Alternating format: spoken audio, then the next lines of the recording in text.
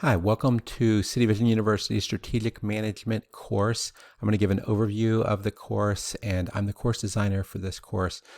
And just to give you an overview of the course outcomes, after completing this course, you should be able to conduct stakeholder analysis and collect and analyze feedback from stakeholders to inform strategic planning. The bulk of this course, you're going to be analyzing the functional domains of the organization and synthesizing those into priorities in a strategic plan across all the functional domains of your organization. And we'll talk a lot more this week about the difference between analysis and synthesis. So analysis is breaking things up into parts, and you're going to do that in the first part of the course, and you're going to look at each functional unit, but then at the end you're going to synthesize it. And that's a big focus of this course. This is considered a synthesis course where you're trying to combine a lot of the stuff you've learned in other courses also through City Vision. And you're going to do that by creating a strategic plan for a nonprofit organization or ministry. Now, in this course is really focused on strategic planning for nonprofit organizations or ministries. And the book we're using has that title, Strategic Planning for Nonprofit Organizations. It's one of the best books we use in any course that we have. It's a fantastic book. The templates it has are just really helpful. And this is the basic outline of the book. And the different weeks that we go through relate to these steps. So week one, we're going to be going through and doing internal stakeholder analysis. Actually, in week two, we're going to be doing mission, vision, and values. And then weeks 3, 4, 5, 6, and are all going to be analysis of different aspects of the organization. In week 7 and 8, you're going to be really coming up with the final plan. Now, the overall framework that this book uses is that there are 4 main domains in a strategic plan. You have a theory of change and program portfolio. You have the organizational business model, organizational capacity, and leadership. And all of that is surrounded by an environmental scan, so understanding what's changing in your environment. Now, this course is what's called a synthesis course. And the idea behind a synthesis course is it combines many parts of your degree into a finished product. And synthesis involves combining things to create something new after analysis. So in each of your courses, you might have done a deep dive in cross-cultural management or a deep dive in fundraising, and you come up with all these plans. But the reality is each of these plans, you can't implement all of them in a given year. So you have to decide synthesis of what are going to be the top 5 or 8 goals for your organization, in the upcoming years. And that's a lot of what this is about. And the first part of this course is you're going to be doing a lot of analysis. And after the analysis stage, if you do it right, you might have 50 to 100 different ideas or priorities and at the end of the course, what you're going to be doing is narrowing those down to the top priorities that you'd have. And we're using a tool called the OCAI, Organizational Culture Assessment Instrument, and I'll talk a little bit more about that, but it uses competing values framework to help you evaluate the relative importance of priorities. Now, another way of framing this course, so we have a lot of the content you're going to read, and then we also have videos, and the idea is those are supposed to reinforce each other. And while you're doing that, I would strongly encourage you to take notes, highlight your text, and that's going to help you remember. And then to understand the components, we're going to be doing forums and live meetings, but a lot of that is we want you to learn from each other. So you may do your own strategic plan component, and then you may look at a couple other students. So a lot of the assignments are going to be done in forums, or a lot of the assignments are going to be done in peer review files, and we want you to learn from each other. You'll also notice that often we'll do a forum where you're going to actually use some of the output of that forum into your strategic plan. It's not that we're trying to get you to do duplicate work. What we're trying to do is we want you to learn from each other in the forum. So I would encourage you to try to do your forums early in the week, and then do some updates before you submit components. And sometimes we'll say summarize what you had from the forum also. So weeks 2 to 6, a little bit of 7 is you're going to be doing the analysis. And then in week 7 especially, you're going to be evaluating your strategic plan priorities. So, if you have 50 different ideas of what you might do, what's going to be the 5 or 8 that you're going to put into your strategic plan? And then having a final project for your complete strategic plan. Now, one of the things we use in this course is we talked about competing values framework or competing values leadership.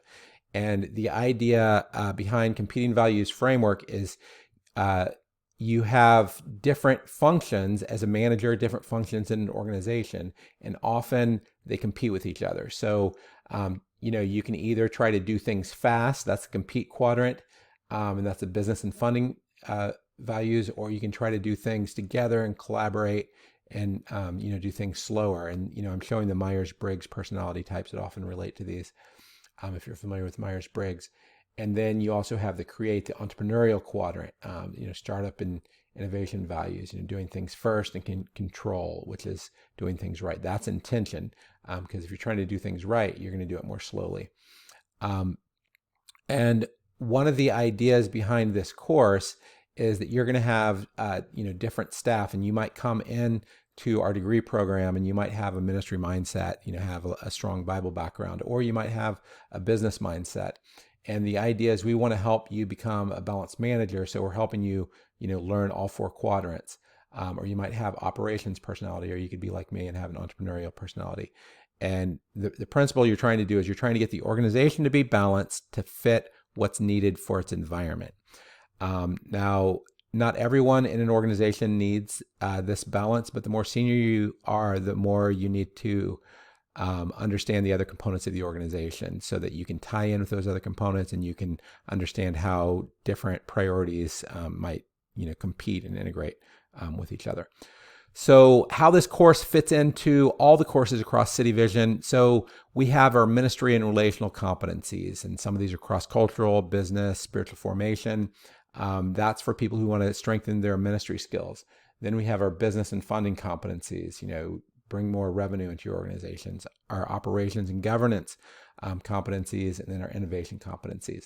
And then in the middle, we have our introduction and capstone or synthesis courses is what I would call. So this isn't necessarily a capstone, but it's a synthesis course. And the idea is you're trying to figure out how do you integrate all of these things. Now, one other thing that I would like to highlight in this course, there are a lot of assignments in this course that require outside input. So that means talking to other people in your organization or possibly even outside your organization.